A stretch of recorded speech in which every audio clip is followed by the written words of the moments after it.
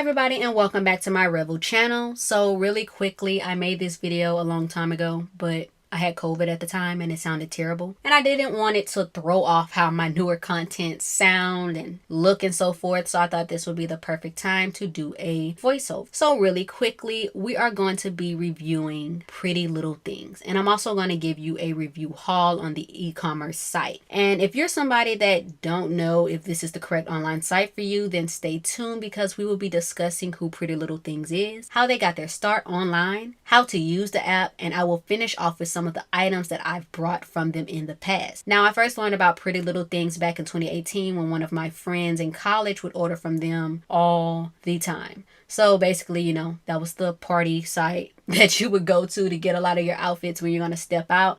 So let's go ahead and get into the video. With a following of 18.4 million on Instagram, 555.9 on Twitter, and 2.7 million on Facebook, Prettylittlething have definitely showed us that a company can grow in popularity over 10 years and still maintain relevancy, especially in an economic climate that is on the downturn. While they continue to establish great collaborations, something that is very difficult to do because there are many influencers or celebrities that are creating their own brands. E-commerce sites stated that Prettylittlething is worth about $515.8 million. The brand is also known for selling trendy items, and the co-founder and British native siblings, Umar and Adam, basically live by their statement of reacting to what the consumer wants and needs by still establishing a company that has managed to stay in our minds and penetrate pop culture with collaborations from individuals such as Kylie Jenner, Doja Cat, Teyana Taylor, Lala, Lil' Kim, and so many more. I have ordered from Prettylittlething multiple times, and mainly I found them because of what I've seen online and collaborations. And I did order from the Doja Cat's collection. I'm gonna get into that a little later, but I basically ordered from her for my vacation stuff for my birthday. So I pretty much choose to shop with Prettylittlething when I'm going to a special occasion. For Prettylittlething, their app to me is very limited. And that's only because I feel like the clothing doesn't always go with what I'm currently looking for, whether that's like business attire, casual attire. If you're not partying or you're not going to a special occasion, that may not be the app for you at that time. I also want to talk about the models that are used on the app. They all look the same. All of them have the same body type, and it kind of makes me feel like I have to be more careful only because how things fit me is going to look completely different on the models. I mean, I'm 4'11", I'm really short. That says a lot right there. But just in general, we always have to be careful with how we shop online, and I feel like that's with any app in general. But when all of the body types are the same, it's like, why? So TikTok basically covered this, and they showed us how they were able to do this, or why the clothing never comes or looks the same whenever we see it on a model versus when we see it on ourselves. So yeah, that's why it definitely looks different on the average person compared to their models. And this is not just Prettylittlething. This is for Shein, Fashion Nova, and all those other apps like that. We kind of talk about what we like and what we dislike without talking about the controversies. Prettylittlething ran into some controversy back in February of 2020, and that is because, are you ready for it? The metaverse. Prettylittlething posted to their social media and said, "I finally have a name. Thank you to everyone for the suggestions. This one is feeling right. Luna. We'll be bringing more girls like me to life very soon. I can't wait to make our model family even bigger, with many of people commenting, 'What is this? How about a real Luna? This is disturbing. Unfollowed. Hope you go bust because a lot of people stop shopping with you.'" Oh my goodness, that was really mean. Dead. Immediately no. I actually think this is a good idea. So that's something that someone had to say that was positive. This is absolutely horrendous. What an awful idea. How is any woman ever able to meet the beauty standards? Never buying from you again. Shocked. Can't underpay somebody who doesn't exist. Unfollow. No longer will be shopping with you. This is absolutely shocking. So unrealistic.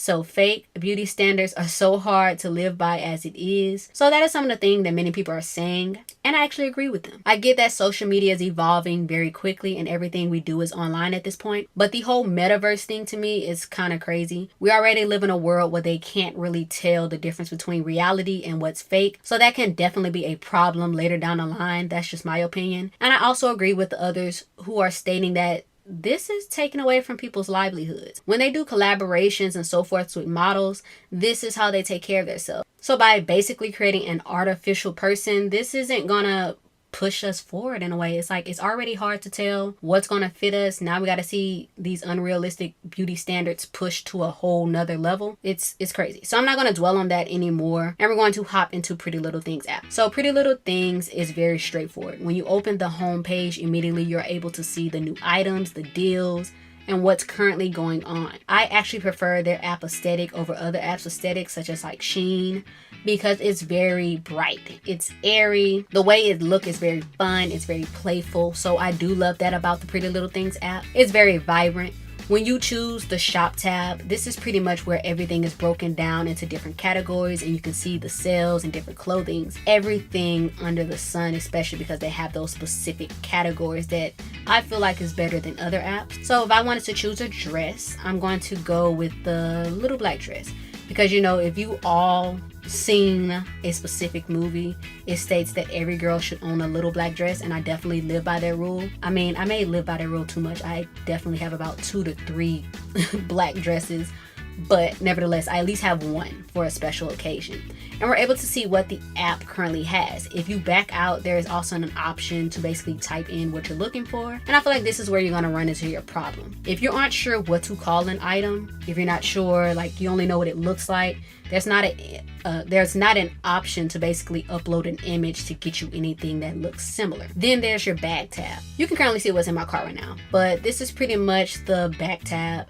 Then there's your wish list, where pretty much your favorite items that you have, all those will be in there. Then there's the Pretty Little Things section. I'm going to be very careful here because this holds a lot of personal information, so I'm going to crop it a bit. This is where you get your wish list, order tracking, settings, and so forth. So let's say I wanted to check out some of my older items that I've previously bought. Okay, so I do have the orange tie-dye mid skirt, and then there's the orange tie-dye printed corseted top. Now, it would not allow me to click on it from here, and that's another downside, because normally you can click on an item on other apps like Shein, and then it'll take you to things that are similar or fit that style. So that's the downside, so I did have to take a snippet. But nevertheless, I love the material. It was really nice. I was getting ready to graduate in 2020, but COVID hit, and I was like, dang, like I literally just bought this. I was supposed to walk down that aisle, you know, I had just graduated college, but I ended up wearing this a year later for my birthday week, and I went to a comedy show, so I felt like this was the perfect attire to wear that for. Then there's the items I ordered from the Doja Cat collection. So I do have the stone flare sleeve wrap dress that I wore for vacation. I do have those brown shell fanned earring that I also wore for that. I paired them together, and you know, this is how it looked. Then I have the midi dress. Now, I have not worn this only because I lost a lot of weight and the centerpiece with the ring does not fit around my waist, but the material is very thick. I think all of the materials for all her items were thick and they would hold up really well. But then there's my silver heels. I wore this for a launch party back in 2020 and I loved it. Good material, didn't have any problems. And then there's my white dress. Now with the white dress, this one is not on the app only because I ordered from a different email. So yeah, it's very separate from the others.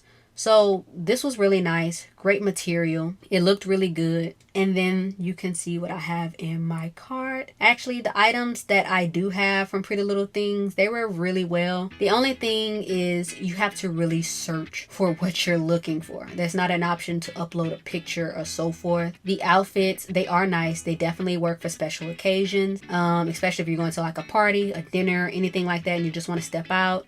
Like I said, I wore some of those to the comedy shows. That was great. I also like that with this app, it doesn't take long for a lot of your items to come in. So I know sometimes you can order from like AliExpress and you never know when it's going to come in. It can be a month. You don't have to worry about that with Pretty Little Things. And I also feel like Pretty Little Things materials for their clothing is a little better than Shein. So that is also a plus. That's their one up. You know, the quality is a little better. Even though Shein, you can find good quality, I feel like you don't really have to really worry about that with Pretty Little Things. And the only other downside I would say, if this bothers you, it may not bother you, but Pretty Little Things is always going to be on the pricier side compared to Shein. So sometimes you can find the same items on both apps, but it'll be cheaper on Shein versus Pretty Little Things. But in return, the material may be just like 1 or 2 inches better than Shein, but That's up to you and how you feel about that. So thank you all for tuning in. Hopefully you enjoyed the little details I gave you about the backstory of Pretty Little Things. And let me know, did you know about the controversies? How do you feel about the metaverse and how they're using it? Let me know what are some of the items that you've actually bought from them. And would you actually recommend Pretty Little Things to other people? Thank you all for tuning in, and I will see you all next time.